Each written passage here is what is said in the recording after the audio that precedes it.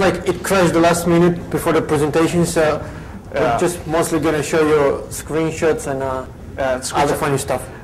Basically, what this talk is on is me and Fyodor. This is Fyodor. I'm Grugq, by the way. Next slide. Yeah. So the talk is basically on the Russian underground hacking forums and the Russian underground hacking culture. We've spent the last year, we started out it used to be 6 months, and then 6 months turned into 12 months, and then it's turned into more than a year. So we spent quite a long time sort of monitoring these forums, sort of intelligence gathering. Yeah, it's project, open source intelligence gathering. It's still not open, but it's a source. We were planning on making it into a service where you could purchase access to information about trends within the underground community, but then we've hit a lot of snags with the automated analysis that we need to do. We'll get into that. So roughly, this is like a snapshot of the where we are so far. Yeah. So we're going to go over basically how both of us are experts at using our tongues, and if there's any women that don't believe us, they can ask for a private demo.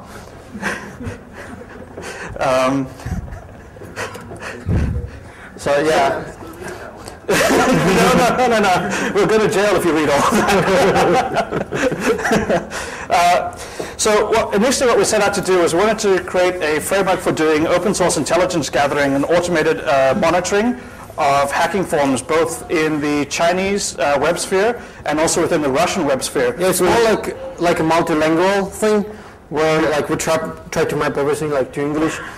And we had pains with translation and stuff, and you're going to see the beauty of this idea is that Fyodor speaks Russian, Mandarin, and English.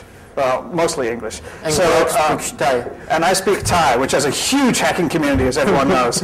So I've been working with Fyodor to help him with basically figuring out what's the stuff that we should be paying attention to and working on that.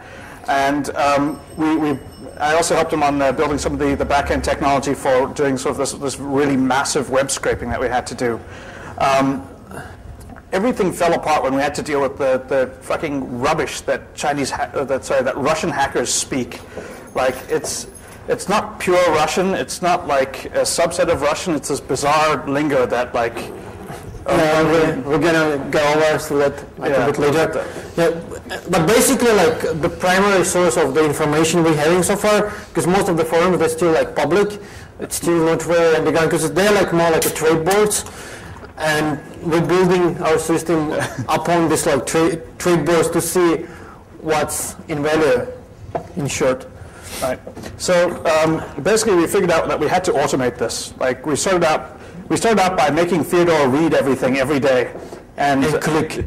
This worked fine for me, but Fyodor started complaining. So we decided to automate the intelligence gathering part, and then try and sift through a lot of the noise and extract the signal. So we started out. We've had a fluctuating number of domains. Right now, we're dealing with about little over 10 top-level domains. Each of these will have multiple sub-web forums that we monitor.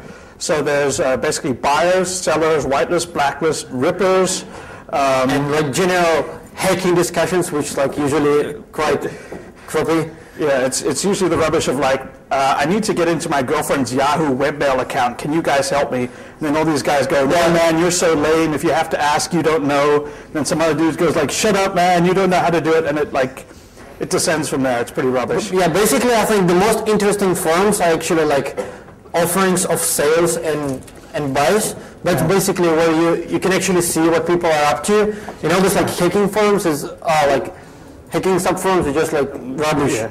So we've actually from this we've detected several trends which are now starting to actually show up. We saw them initially many months ago. Offers. And they're now showing up as issues that you guys have to deal with on the internet, all the fake antivirus stuff. It's been I think on for a year or even more. Yeah, so we get into that. So anyway, the reason that we have to do most of this shit manually, and by manually I mean Fyodor has to read it all. Read it. Is because we're dealing with natural language, right? natural language is notoriously difficult to parse into something useful. It's incredibly complicated, and you're dealing with these kids who don't know how to spell. And there's also they don't want to learn how to spell.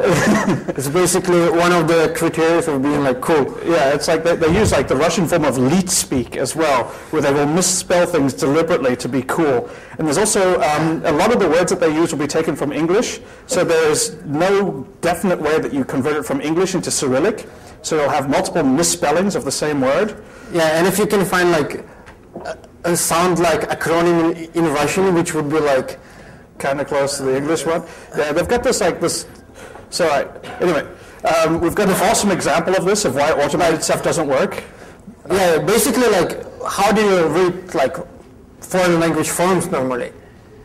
Do you have any hints like how you try to understand if you don't know the language? Right. You probably know like Google Translate, right? So yeah, look at this message. By the way, does anyone here speak Russian?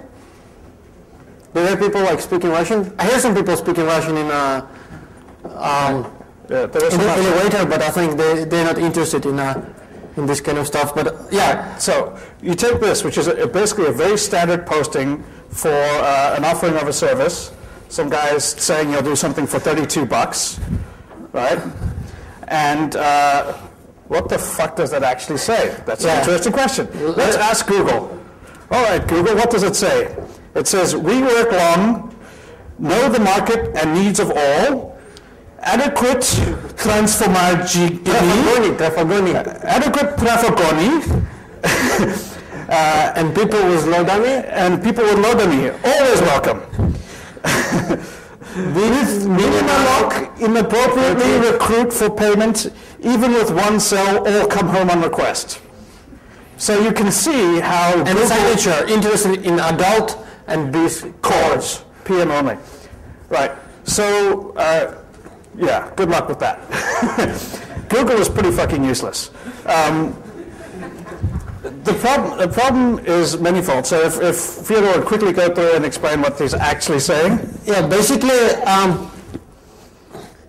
he's selling like a traffic generating like service. He's selling traffic to sites. And they're actually looking for people, like selling the traffic generating service, and there are people with like good loads, like good traffic generation speeds are always welcome. Right. So this is basically mostly a manual process. And the signature says, I'm interested in adult and business traffic. So yeah, traf, the last four characters there is TRAF in Cyrillic. That's not cores, it's short for traffic, which is English, right?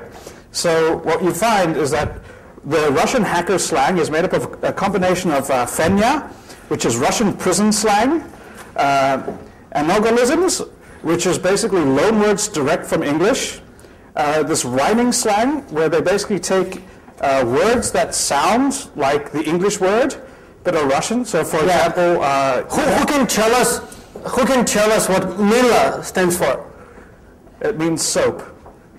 Like, if you literally translate it, means soap. Soap. So what would soap be? Email, obviously, because the Russian word for soap sounds vaguely similar to the English word for email.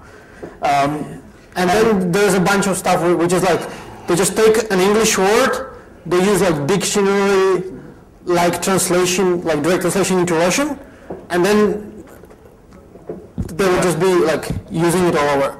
And then like welcome, if you go back to this slide, you see like всегда welcome.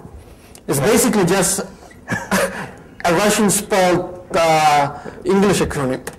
Right. So basically, the automated translation, if we could get that right, we'd probably make more money than we ever would on just being able to sell the intelligence from this. So yeah, basically that's like why automation like didn't really work for us. Yeah, which is why we're now finding out that Fyodor doesn't scale. But so that's a bit of a snapshot of some of the issues that we're dealing with. The things that we've found are significantly more interesting. There's a large number of different scams and schemes that are sort of being played out on these boards. So what we mostly pay attention to are the buyer and seller boards, where there's people who are trying to sell services or products, and other guys who want to buy specific services or products. So there's guys that go out there and say, I need a load of traffic to these websites so I can do installations. Right? So like what will happen is someone will want to, they'll have websites that will install, that will basically run Trojans that will install onto boxes. And they want other guys to send traffic to those websites so that they can install into those boxes, and they're willing to pay you money for every install that they run. Yeah, and it's like not really small money. You might be getting up to like $32 per single installation. Right, so that can add up quickly. You could make, you know, $32 at home with your mother's PC, and then So yeah, we did a bit of classification on types of activities that we've seen so far. So how do people actually make money? Like we've picked basically 4 arbitrary categories. You could go a lot finer, or you could go a lot larger. There's these flat out extortion, where it's pretty amusing. It's like basically spyware that charges you to install it. So we're gonna show you like a screen. Have you seen this like somewhere before? What is it like? It's in Russian, but there's like also international versions. This says you are running a fake version of Windows. You have to send an SMS to this number, and then you'll get a special code. Unlock code to unlock your computer. And it's really like, it basically... It shuts down your box until you send an SMS, which is premium rate. So like... And the things we've seen so far, there are like 2 options. One is you need to send SMS for the number, and yeah, they charge your phone. And another one, you just need to like pay online with a credit card. So you need to enter your credit card, and it's always a good idea for the unlocking service. Yeah. So like there's these flat out just extortion schemes that we've seen. The more interesting ones, which are now, they're starting to be more widespread. Yeah. Initially, it's the Partnerka, which is basically Russian partnership program. Like, partnership program. So basically, there's these partnership programs where you get these guys who go out and if you look at this ad, this is like a real advertisement from one of the forums. It says installation partnership program. Right? That sounds pretty legitimate, doesn't it? And what kind of installation that is? That's basically they pay you for displaying like their web content, which would be like an exploit loaded, like web browser exploit loaded page with a malware. I don't know if you've seen a recent incident when people were like opening New York Times and they were infected with stuff because like some of these guys, they bought like advertising service, and they were like throwing the just like Flash was an exploit in it. So even like you get your like New York Times and you get the stuff installed in your box. So basically, and the way that these guys operate is what they have is they actually set up legitimate credit card payment gateways. Yeah. So they set up their own credit card processing systems. These are Visa and MasterCard regulation compliant. They're also PCI compliant, so other people can't hack them.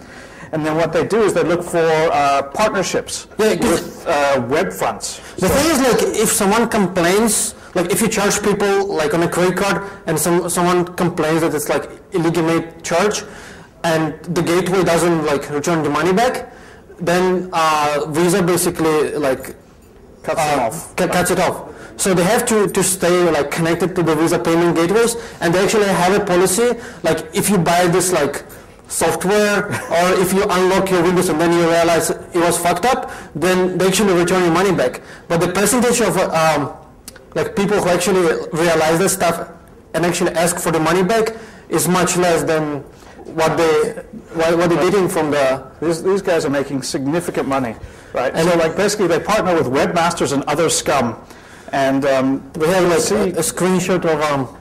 it's going to be a bit hard to see, but these dudes are pulling in, like, and these are partners, right? Partners who are making 30% of every payment. And these dudes have... This is like top 10 of the money makers. If you look into the numbers, I think the top 10 one is like 150K, 100K, 90K, 90K. Yeah. Like, these guys are making real money. Like, on a monthly basis, that's not too bad, particularly in Russia. Like you can live quite well. Yeah, if you don't live in Moscow, then it's like pretty much sufficient amount. All right. So basically, the partner guys are now starting to drive. Like the partnerships are starting to drive a lot of the online activity. Like all the hacking stuff is now moving into these partnerships where people have